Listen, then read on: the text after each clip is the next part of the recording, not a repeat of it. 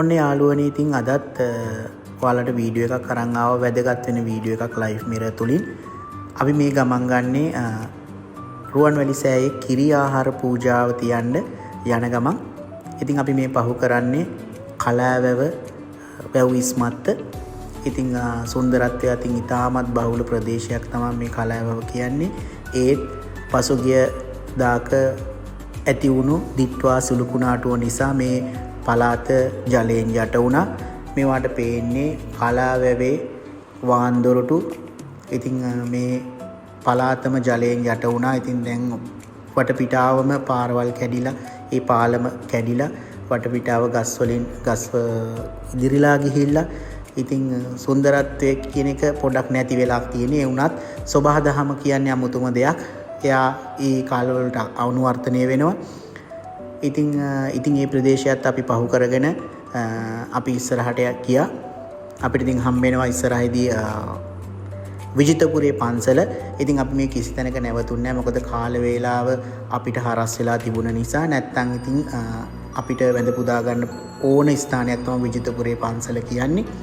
ඉතින් අපි කාල වේලාව හරස් වුණ නිසා අපි ඉක්මනටම රුවන්වැලි සෑයට යන්න ඕනකම තිබුණා.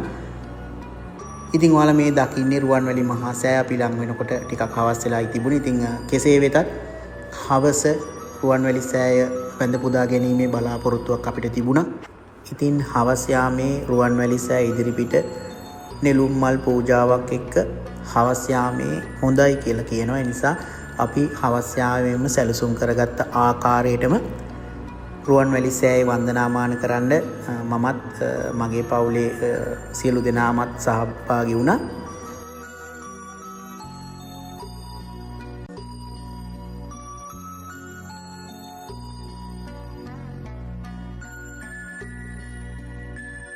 රුවන්වැලි සෑය ඉස්සරහ අපිට නිදහසේ හවස යාමේ චුට්ටක් ඉන්න තියෙනවා නම් කියන එක. ඉතින් අපි ඒ දේ අපි වින්දා. ඉතින් හරිම සිතට දැනෙන සතුටක්. ඉතින් අපි ඒ වන්දනාමාන කරගෙන පහුවදා උදේ මේ වාලා දකින්නේ අපි පූජාවට සූදානම් වෙන ආකාරය. ඉතින් මේ තියෙන්නේ අපි බෙහෙත් වට්ටෝරු කීපයක් සූදානම් කරනවා. ඒ වගේම කිරි ආහාර පූජාව. ඉතින් කිරිබත හදන්න ඕනේ. ඉතින් කිරිබත අපි කිරිබත හදන්න පාවිච්චි කළේ ෆ්‍රෙෂ් මිල්ක් එකක්. නමුත් ඉතින් මේකට භාවිතා කරන්නේ මේ කිරිබත හදන්න එලකිරි. ඉතින් අපිට එලකිරි හොයා ගැනීමේ අපහසුතාවයක් තිබුණා. ඒ නිසා අපි ෆ්‍රෙෂ් මිල්ක් වලින් හදන්න යෝජනා කරා. ඉතින් දවසක ඔයාලා මේ කිරිබත හදනවා නම් ඔයාලා හැකි අයුරින් එලකිරි ටිකක් හොයාගන්න පුළුවන් නම් හොඳයි. නැත්නම් ඉතින් ෆ්‍රෙෂ් මිල්ක් එකක් හරි කමක් නැහැ භාවිතා කරන්න. ඉතින් විශේෂයෙන්ම කියන්න ඕනේ යමක් තියෙනවා. මේ පූජාවට මගේ මේනකාගේ රැකියා ස්ථානයේ සියලුම දෙනාත්, මම රැකියාව කරන ස්ථානයේ සියලුම දෙනාත්, අපේ හිත මිත්‍රාදීන්, අපේ නෑදෑයින් ගොඩාක් කට්ටිය සහයෝගය ලබා දුන්න. යාලට හැකි අයුරින් මොන හරි දෙයක් යාලා අපි ඉල්ලුවේ යාලට හැකි අයුරින් යාලා කන්න ආස, යාලා බොන්න ආස මොන හරි දෙයක් අපිට ගෙනත් දෙන්න මේ පූජාවට තියන්න කියලා. ඉතින් හැමෝම ඒකට අවනත වෙලා එයාලාට පුළු හැකි අයුරින් අපිට මේ පූජාව තියන්න සහයෝගය ලබා දුන්නා. ඉතින් හැමෝටම මේක පිනක්. ඉතින් මේ පින එන්න බැරි වුණත් හැමෝටම තියෙනවා. ඉතින් අපිට හැකි අයුරින් මේනකට මටයි පුළුවන් හැකි අයුරින්ම අපි මේ පූජාව තියන්න උත්සාහ ගත්තා. ඉතින් ඒ හැම දිනාටම නැවත වතාවක් පින් අයිති වේවා කියලා ප්‍රාර්ථනා කරනවා. ඉතින් මේ ඔයාලට පේන්නේ පළතුරු සකසන ආකාරය. ඉතින් අපි වෙනම පළතුරු වෙනම සැකසුවා. ඒ වගේම කැවිලි වර්ග ටික වෙනම සැකසවුවා. එතකොට ගෙඩි විදියට, පළතුරු ගෙඩි විදියට වෙනම බන්දේසියක් අපි සැකසුවා. ඉතින් වෙන වෙනම තමයි අපි ඔක්කොම කරේ. ඊට පස්සේ බීම වර්ගත් අපි වෙනම සකසගත්තා. ඊට පස්සේ ඖෂධ වර්ග වෙනම තඹගෙන වෙනම අපි ඒ ටිකත් පූජා කරන්න තමයි සැලසුම් කළේ. ඉතින් මේ ආකාරයට ඉතින් අපි හැම දෙයක්ම සකසගත්තා. ඉතින් මේක පාන්දර 3ට විතර අපි නැගිටලා තමයි මමයි මේනකයි මේ වැඩ ටික කරගත්තේ. මොකද අපේ චූටි බබාලා දෙන්නත් ඉන්න නිසා ටිකක් වෙලා යන හින්දා අපි උදේසනෙම නැගිට්ටා. ඉතින් ඔයාලා මේ දකින්නේ රුවන්වැලි මහා සෑ දෑගැබයි තුල ඉඳලා අපි මේ පූජාව සකසපු ආකාරය විශේෂයෙන්ම කියන්න ඕනේ. අපි ඉතින් උඩ මළුවට අපිට යන්න බැරි වුණා. මොකද අපේ පොඩි පැටවු දෙන්න ඉන්න නිසා පුංචි පැටියා ඉන්න නිසා පොඩ්ඩක් අමාරුයි එතන තියාගන්න. ඉතින් අපි පහත මළුව භාවිතා කරා. පහත මළුවේ ස්ථානයක් තෝරාගෙන අවශ්‍ය විදිහට ලස්සනට මල් පූජාව සමගින් අපි සකසපු සියලුම දේවල් ටික අපි ආසනයේ තියලා ඒ ලස්සනටම අපි කරන්න පුළුවන් උපරිම ආකාරයෙන් ඒ ආසනය සැකසුවා. ඔයාලට මේ පේන්නේ බෙහෙත් ඖෂධ වර්ග ටික වෙනම, ඊට පස්සේ පළතුරු ටික වෙනම, කැවිලි ටික වෙනම, ඒ වගේම කිරිබත, ඒ වගේම බීම වර්ග ටික, ඒ වගේම ගෙඩි පූජාවක් තියන්න ඕනේ ඉතින් ගෙඩි පූජාව විදිහට. ඉතින් ඒ වගේ අපිට කරන්න පුළුවන් උපරිම ආකාරයෙන් අපි මේක සැලසුම් කරා. ඉතින් විශේෂයෙන්ම නැවත වතාවක් මේ සහ සම්බන්ධ වුණු සෑම දෙනාටම අපා මාමා තිලෝගුරු බුදු පියාණන් වහන්සේගේ ශාසනයට තමයි අපි මේ පූජාව තියන්නේ. ඉතින් එතුමන්ගේ ද්‍රෝණයක් ධාතුන් තැන්පත් මේ දාගැබට මේ වගේ පූජාවක් තියනවා කියන්නේ ලොකු ආනිසංස තියනවලු. ඉතින් හැමෝටම පින් අයිති වේවායි කියලා ප්‍රාර්ථනා කරා අපි. ඉතින් මේ පින අපිට විතරක් නෙවෙයි අපේ නිමියගේ ඥාතීන්ට හිත මිත්‍රාදීන්ට අපි සියලුම දෙනාට මේ පින අයිති වෙනවා. ඉතින් නැවත වතාවක් හැමෝටම පින් සිද්ධ වේවායි කියලා ප්‍රාර්ථනා කරන ගමම්ම මේ හා සම්බන්ධ වුණ හැම කෙනාගේම පවුලක ලෙඩක් දුකක් තියෙන පුද්ගලයන් ඉන්නවද? ඒ පුද්ගලයන් හැම දෙනාටම නිරෝගී සුවත් වෙන්න කියලා අපි ප්‍රාර්ථනා කළා.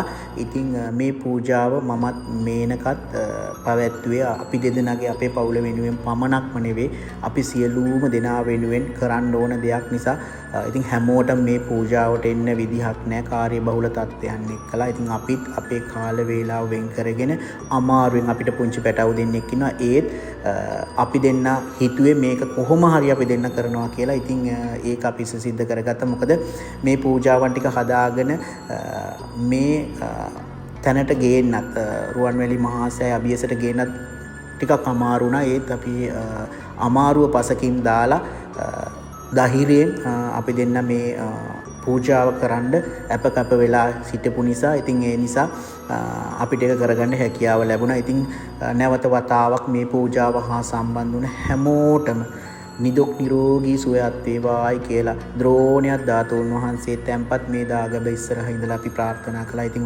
ඔයාලටම ඒ නිරෝගී සුව අත්වත් වේවායි කියලා නැවත වතාවක් ප්‍රාර්ථනා කරනවා. ඒ වගේම ඔයාලටත් පුළුවන් නම් ඔයාලගේ කාල වේලාව වෙන් කරගෙන මේක මේ වීඩියෝ එක බලන හැමෝටම මේක වැදගත් වෙයි. ඉතින් ඔයාලට ඔයාලගේ කාල වේලාව වෙන් කරගෙන දවසක ඇවිල්ලා රුවන්වැලි දාගැබ ඉස්සරහා මේ වගේ පූජාවක් පවත්වන්න ගොඩාක් ආනිසංස තියෙනවා. ඉතින් මේ මගේ ලොකු පුතා යාගේ දෑතින් එයා අටපිරිකරේ පූජා කරන්න යන්නේ රුවන්වැලි සෑයට. ඒ වගේම මගේ මෑණියන් දසමසක් කුසේ මාව දරාගෙන ලේ කිරි කරලා හරිම අමාරුවේ මාව මේ තැනට ගෙනාපු මේ මගේ මෑණියන්. ඉතින් එතුමියත් අපි මේ රුවන්වැලි මහා සෑයට එක්කන් ආවා. ඉතින් එතුමියත් දැන් මේ පිරිකරේ පූජා කරන්න යන්නේ. ඉතින් මේ මාර ආනිසංස තියෙන තැනක්. ඉතින් නැවත වතාවක් ඔයාලට කියනවා. ඉතින් මේ දේවල් ඔයාලත් කරන්න. ඉතින් වීඩියෝ එක බැලුවා විතරක් නෙවෙයි ඔයාලටත් පුළුවන් හැකිය ආකාරයෙන් තමන්ගේ දෙමව්පියන්ට හිත මිත්‍රාදීන්ට හැමෝම වෙනුවෙන් මේ වගේ පූජාවන් තියන්න. වෙලාවක් නැති වෙයි. ඊටමත් අසීරු වෙයි. ඉතින් ඒවා පසකින් දාගෙන අපේ ජීවිතයේ මේ දේවලුත් අපි කරන්න ඕනේ. ඉතින් අපි අමතක කරේ නෑ ශ්‍රී මහා බෝධීන් වහන්සේත් වැඳ පුදා ගන්න අපි එතනටත් කිරියාහාර පූජාවක් පූජා කරා. ඉතින් කාල වේලාව ඉතින් හරස් වුණා. කෙසේ වෙතත් ලොකු සෙනගකුත් හිටියා මේ වෙලාවේ. ඉතින් ඒ හැම දෙයක්ම අපි පසකින් තියලා අපේ කාර්යය උදෙසා විතරක් අපි පෙරමුණ ගත්තා. ඉතින් මේ ස්ථානයේත් මේ බෝපත්වල තිබෙනා වූ කිරණේ ආනුභාවය ඒ බෝ සෙවන අභියසට ගියාට පස්සේ තමයි දැනෙන්නේ. ඉතින් හැමෝටම දැනෙලා ඇති. ඉතින් මේ ශ්‍රී මහා බෝධීන් වහන්සේ අභියස ඉතින් අපි ශ්‍රී මහා බෝධීන් වහන්සේත් වැඳ පුදාගෙන මළුවේ පොඩි වේලාවක් ගත කරා. ඉතින් මාර නිදහස් මාර මනසට දැනෙන වෙනස ඒ නිදහස කියානිමක් කරන්න බෑ. ඉතින් ඔයාලත් ගිහිල්ලාම බලන්න ගියපු කෙනෙකුට ඒක දැනෙලා ඇති. ඉතින් මේ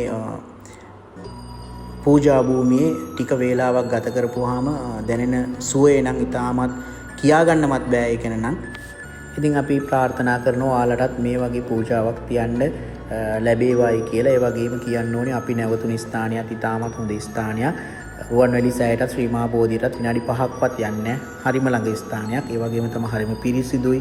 අපිට අවශ්‍ය කරන දේවල් ඊතරම තියෙනවා. ඉතින් හදාගෙන කරගෙන ඉන්න පුළුවන්. ඉතින් මම ඒක මගේ පල්ලෙහින් ඒ ස්ථානයේ නම්බර්ස් ටික මම ඔයාලට දාන්න. ඉතින් ඔයාලට වැදගත් වේවි එකත්. ඉතින් මේ ඉන්නේ මගේ චූටිම පුතා. ඒ වගේම ලොකු පුතාත් ඒ දෙන්නත් අපි මේ පූජා භූමියේ මේ මළුවේ ඉතින් එයාලගේ නිදහස විඳින්න තෑරියා. ඉතින් මේ පුංචි දරුවන්ුත් අපි යන මග යන්නයි ඕනේ. ඉතින් මෙයාලට මේවා ගැන ලොකු දැනුමක් නැහැ. නමුත් එයාලට බලලා හැදෙන්න පුළුවන්. ඒක තමයි අපි දෙන්න ඕන ආදර්ශය එයාලට. ඉතින් මේ වගේ දේවල් කරලා අපි එයාලට දෙන්න ඕනේ ආදර්ශයක්. ඒ නිසා එයාලට ඉතින් දුර ගමනක් යන්න තියෙනවා. ඉතින් ඔයාලටත් මේ වගේ දෙයක් කරන්න ලැබේවායි කියලා ප්‍රාර්ථනා කරනවා නැවත වතාවක්.